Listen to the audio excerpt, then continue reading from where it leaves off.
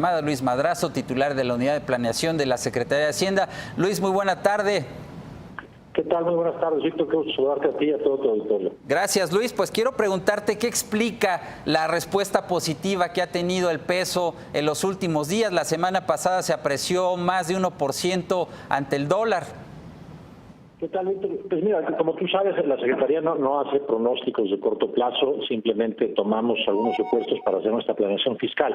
Pero creo que es claro que no solo en las últimas semanas, sino en los últimos meses, hemos ido recibiendo información que disminuye la incertidumbre respecto al rumbo económico global y sobre todo respecto a los temas a nivel global que afectan a México y en particular la relación con Estados Unidos.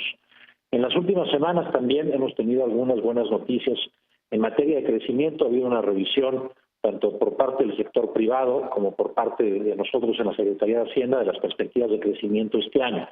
Estas modificaciones a la alza, para un crecimiento de acuerdo a la Secretaría que tenemos de 1.5 a 2.5% para este año, es consistente con el buen dato que vimos de crecimiento para el primer trimestre. Hay que recordar que a principios de año había algún temor respecto al contexto externo y lo que podría significar para el libre comercio, y esto llevó a una revisión a la baja de las perspectivas de crecimiento.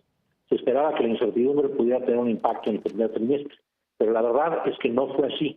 El crecimiento del primer trimestre fue un crecimiento robusto, 2.8% anual, 2.6% desestacionalizado, 0.7% con respecto al trimestre anterior, y donde vemos pues un desarrollo más parejo, los servicios y el sector agropecuario muy sólidos como lo han estado por varios años, y se empieza a ver una recuperación de la producción industrial con base precisamente en las exportaciones al resto del mundo. Entonces, esta perspectiva de datos económicos duros, pero también un marco institucional donde se va dando paso a una renegociación ordenada del Tratado de Libre Comercio con Estados Unidos, y Estados Unidos empieza a dar pasos formales en este sentido.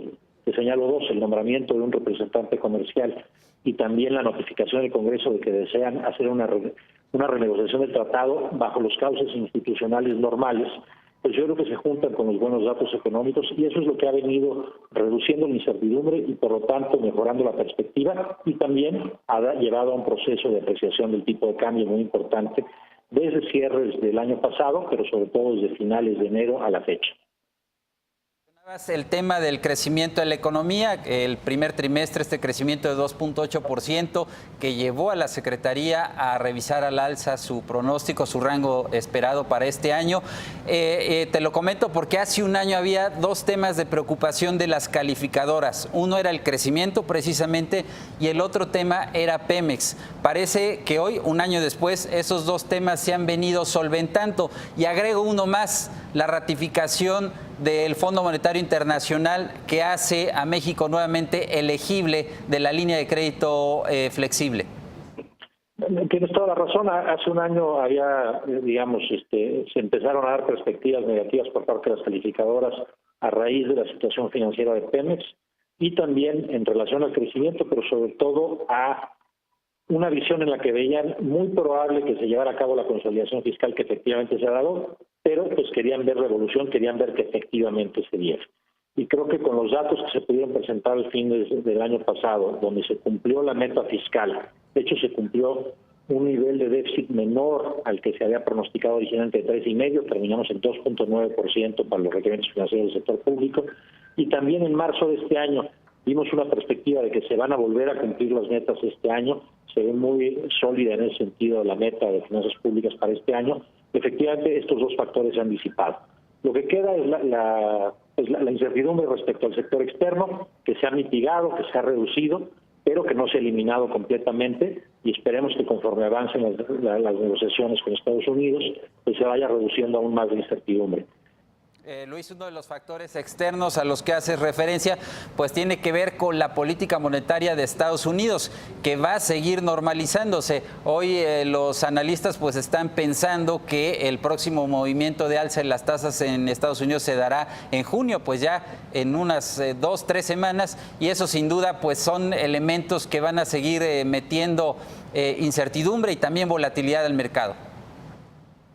Sin duda que la normalización de tasas en Estados Unidos y la perspectiva de la misma, que es lo que realmente hemos visto en los últimos 2 años, porque se ha dado muy poco de incremento en tasas realmente, incide sobre las perspectivas de tasas, que hay incertidumbre sobre todo para los mercados emergentes. Y esta volatilidad la hemos visto y vivido en los últimos 2 años, ha tenido sin duda un impacto en la apreciación del dólar frente al resto de las monedas, sobre todo de países emergentes, pero también de los países desarrollados.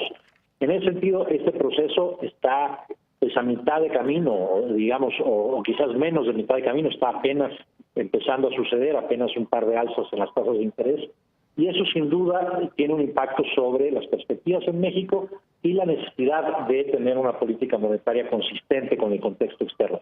Pero creo que en México lo que tenemos es un Banco Central independiente, un Banco Central creíble, que ha venido tomando las medidas no solo en el último año, sino en los últimos más de 20 años ya de autonomía que tiene el banco, y ha establecido una reputación muy sólida respecto a su credibilidad. En ese sentido, lo que podemos seguir esperando hacia adelante es un Banco de México creíble, que actúe en consecuencia con su mandato único de estabilidad de precios, y por lo tanto que a pesar de los choques en los precios que vienen sobre todo del precio del petróleo y las gasolinas, se sigan manteniendo bien ancladas las expectativas de inflación y por lo tanto estos choques temporales se vayan disipando. Bien, Luis Madrazo, muchas gracias por la comunicación. Muchísimas gracias, Víctor, a tus órdenes. Saludos a tu auditorio. Saludos.